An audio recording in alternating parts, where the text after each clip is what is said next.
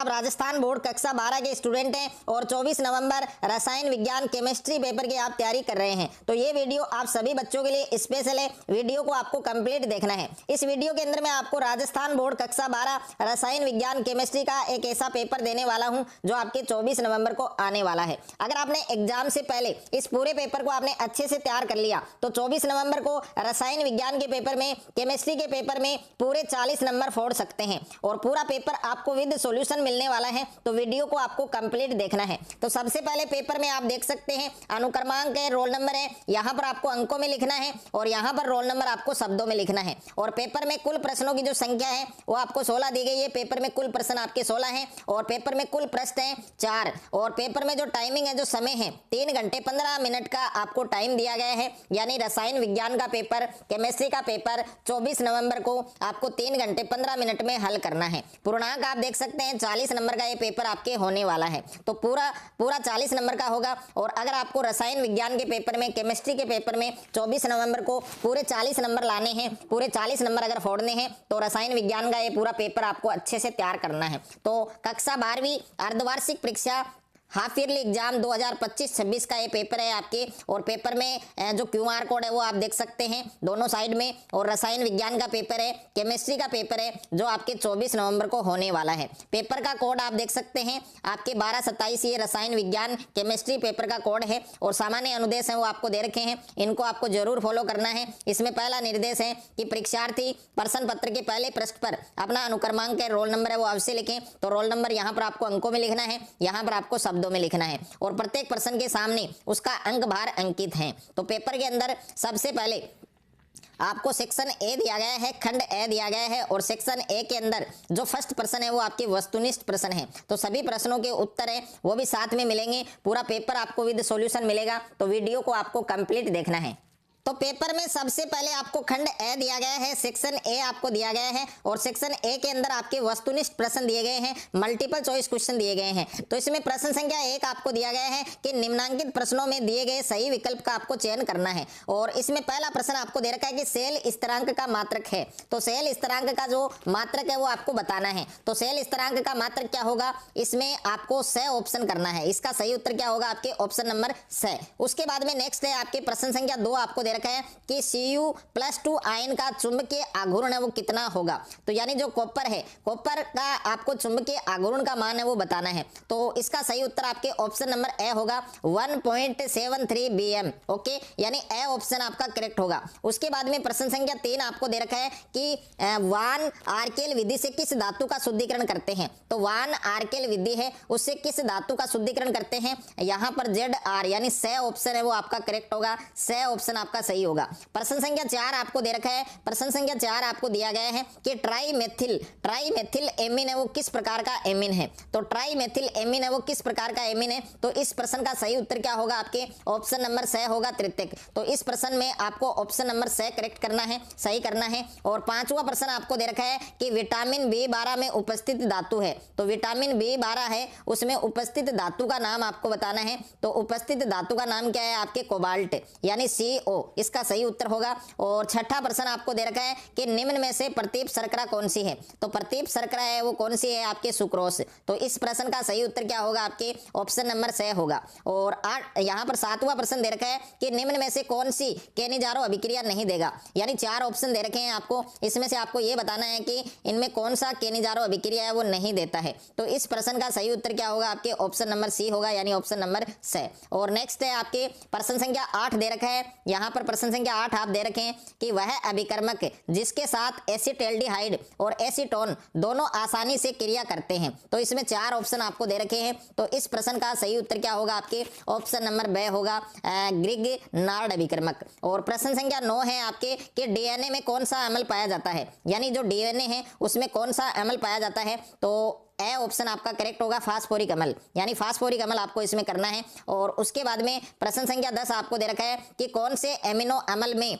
असममित कार्बन परमाणु नहीं होता है। यानी कौन सा एमिनो अम्ल है जिसमें असममित कार्बन परमाणु नहीं होता है। तो इस प्रश्न का सही उत्तर क्या होगा, ग्लाइसिन, यानी स ऑप्शन है वो आपका करेक्ट होगा।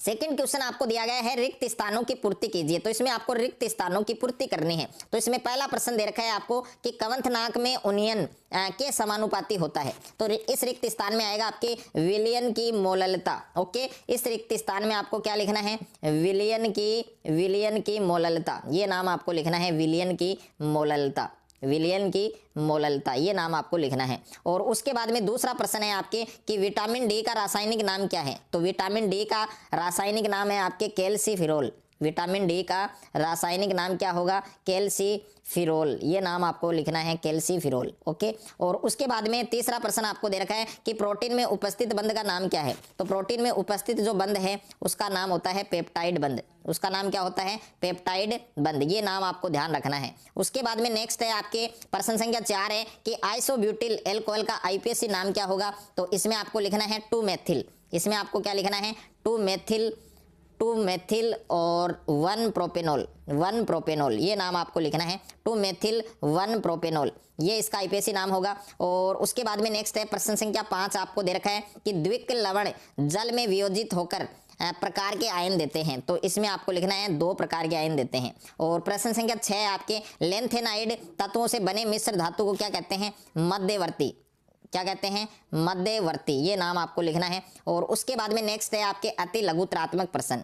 तो प्रश्न संख्या 3 के अंदर आपको very short answer type question दिए गए हैं। तो इसमें पहला प्रश्न आपको दे रखा है कि हेनरी का नियम लिखे। तो हेनरी का नियम आपको लिखना है। दूसरा प्रश्न है कि प्रासरण दाब किसे कहते हैं? तो इसमें आपको प्रासरण दाब की परिभाषा लिखनी है। और तीसरा प्रश्न है कि निम्न वेग स्थिरांक की सहायता से अभिक्रिया की कोटि आपको बतानी है। तो यहाँ पर ये अभिक्रिया आपको दे रखी है, इसकी कोटि आपको बतानी है। और 4 नंबर प्रश्न है कि इथर में ऑक्सीजन परमाणु पर संकरण का प्रकार लिखें। तो इथर है, उसमें ऑक्सीजन परमाणु है, उस पर संकरण का प्रकार आपको लिखना है। और प्रश्न संख्या 5 आपको दे रखा है कि फिनोल की क्रिया क्लोरोफॉर्म और क्षार से कराने पर क्या प्राप्त होगा, वो आपको बताना है। छठा प्रश्न है कि हिंसबर्ग अभिकर्मक है, उसकी संरचना लिखिए। तो हिंसबर्ग अभिकर्मक है, उसकी स्ट्रक्चर आपको बनानी है, स्ट्रक्चर आपको लिखनी है। उसके बाद में डियर स्टूडेंट प्यारे बच्चों, खंड ब है आपके, सेक्शन बी है। सेक्शन बी के अंदर लघुत्रात्मक प्रश्न है। और प्रश्न संख्या 4 है आपके कि 400 केल्विन ताप पर विलयन का प्रासरण दाब है 0.821 वायुमंडल है। तो विलयन की सांद्रता मोल प्रति लीटर में आपको फाइंड करनी है, ज्ञात करनी है। और यहाँ पर 5वां प्रश्न है कि मानक हाइड्रोजन इलेक्ट्रोड है, उसका नामांकित चित्र आपको बनाना है। और प्रश्न संख्या 6 आपको दे रखा है कि उस विलयन की मोलरता ज्ञात करें जिसमें 5 ग्राम सोडियम हाइड्रोक्साइड 500 ml जल में घुला हुआ है। और 7वां प्रश्न है कि अर्ध आयु काल किसे कहते हैं? प्रथम कोटि की अभिक्रिया के लिए अर्ध आयु काल ज्ञात करने का सूत्र लिखें। और 8वां प्रश्न है संक्रमण धातु में संकुल यौगिक बनाने का गुण किन 3 कारणों से होता है, ये आपको ज्ञात करना है। और उसके बाद में नेक्स्ट है आपके प्रश्न संख्या 9 है कि संक्रमण धातु में मिश्र धातु बनाने की प्रवृत्ति क्यों पाई जाती है, आपको उदाहरण सहित बताना है। और प्रश्न संख्या 10 है कि एरिल हैलाइड नाभिक स्नेही प्रतिस्थापन अभिक्रिया के प्रति कम क्रियाशील क्यों होते हैं, ये आपको बताना है। और उसके बाद में नेक्स्ट है आपके अगला प्रश्न है प्रश्न संख्या 11, आपको ये अभिक्रिया दे रखी है, इस अभिक्रिया में ए और बी का रासायनिक सूत्र आपको लिखना है। यानी यहाँ पर ए और बी है, इनके रासायनिक सूत्र आपको बताने हैं। और उसके बाद में दीर्घ उत्तरात्मक प्रश्न है, यानी खंड स है आपके, सेक्शन सी है। और सेक्शन सी के अंदर प्रश्न संख्या 12 आपको दे रखा है कि उत्प्रेरक की उपस्थिति और अनुपस्थिति में अभिक्रिया के वेग का आरेखीय निरूपण करें। और दूसरा प्रश्न है log k तथा 1/t के मध्य आलेख बनाएं। प्रश्न संख्या 13 है कि क्रिस्टल क्षेत्र सिद्धांत के आधार पर आपको ये फॉर्मूला दे रखा है, इसके चुंबकीय गुण और रंग को आपको समझाना है। प्रश्न संख्या 14 है निम्न अभिक्रिया का समीकरण लिखें। तो एक तो है डार्जन अभिक्रिया, एक वुर्टज अभिक्रिया, इन दोनों अभिक्रियाओं के आपको समीकरण है वो लिखने हैं। उसके बाद में सेक्शन डी है, खंड द है। खंड द के अंदर आपको निम्नात्मक प्रश्न दे रखे हैं। तो प्रश्न संख्या 15 है कि ईंधन सेल का नामांकित चित्र बनाकर उसकी संरचना का वर्णन करें। और दूसरा प्रश्न है 0.05 m विद्युत अपघट्य के विलयन की चालकता 298 केल्विन पर 0.01 ओम सेंटीमीटर है, तो इस विलयन की मोलर चालकता ज्ञात करें। अथवा में प्रश्न है प्यारे बच्चों शुष्क सेल का नामांकित चित्र बनाकर उसकी संरचना का वर्णन करना है। दूसरा प्रश्न है पोटेशियम क्लोराइड, हाइड्रोजन क्लोराइड और पोटेशियम एसीटेट की अनंत तनुता पर मोलर चालकता क्रमशः 125, 425 और 91 है। तो एसिटिक अम्ल की अनंत तनुता पर मोलर चालकता है वो कितनी होगी, ज्ञात करनी है।